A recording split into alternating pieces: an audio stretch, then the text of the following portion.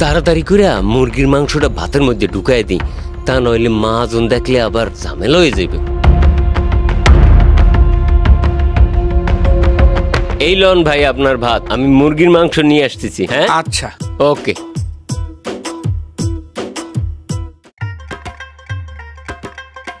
এই নেন ভাই আপনার মাংস। আপনার আর কিছু যদি লাগে তো আমারে কোয়েন। আর ঠান্ডা মান্ডা কিছু খাইবেন আইনে দিমু? না ভাই, ঠান্ডা মুন্ডা কিছু লাগবো না, যদি কিছু লাগে আপনার আমি কমুনি। আচ্ছা তাইলে আমারে ডাক দিয়েন। আচ্ছা ভাই, শুক্রিয়া। আরে বিটতে দিয়ে এক্সট্রা 2 পিস মাংস।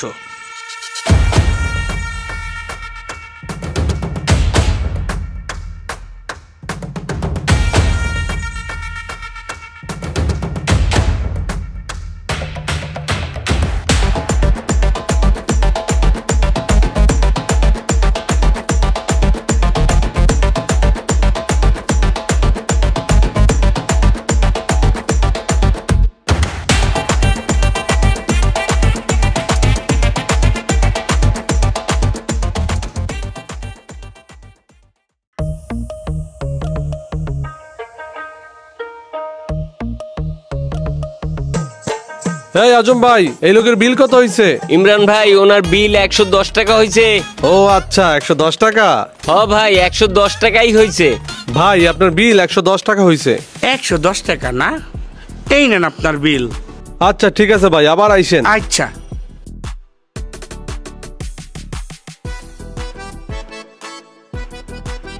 এই যে মুরব্বি, এদিকে আসেন। জি ভাই আসতাছি। জি বলেন। আপনাকে হোটেলের খাবারটা খুব ভালো লাগছে। এই জায়গায় 50 টাকা আছে, এটা আপনার বকশিস। ও আচ্ছা, তাইলে এই ব্যাপার। আচ্ছা ঠিক আছে ভাই, ধন্যবাদ, আবার আসবেন। আসসালামু আলাইকুম। ওয়ালাইকুম আসসালাম। এই যে আজম ভাই, এদিকে আসেন তো। হায় আল্লাহ, ধরা খেয়ে গেলাম নাকি? জি মহাজন বলেন।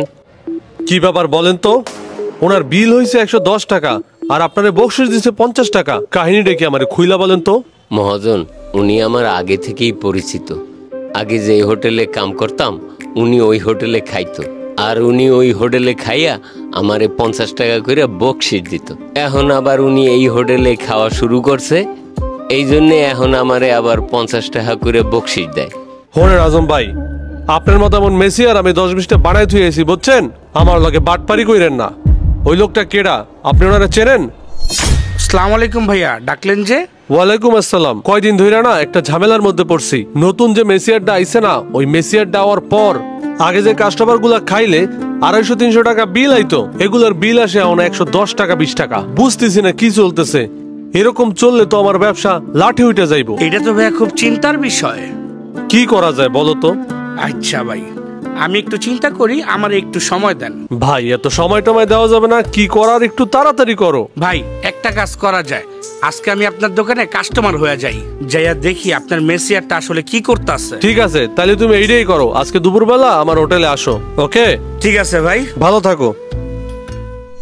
শোনেন আজম ভাই, আপনার এই হোটেলে কাজ করা লাগবে না। আপনি আজকে এনে দেয়া বাইরে যান। মহাজন আমারে দয়া করে এহেন্দা বাইর করে দেবেন না। এহেন্দা বাইর করে দিলে আমি কি খামু, কিভাবে চলমু? এইগুলা চুরি করার আগে মনে ছিল না? এভাবে আর কয়দিন যদি আমার এই ব্যবসা চলতো, আমার ব্যবসা লাঠি উঠে যাইতো।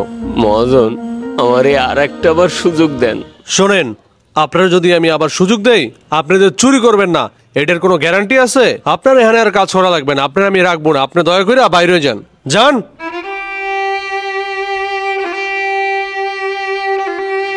আজকে বেশি লোভ করতে যাই আমার চাকরিটাই চলে গেল।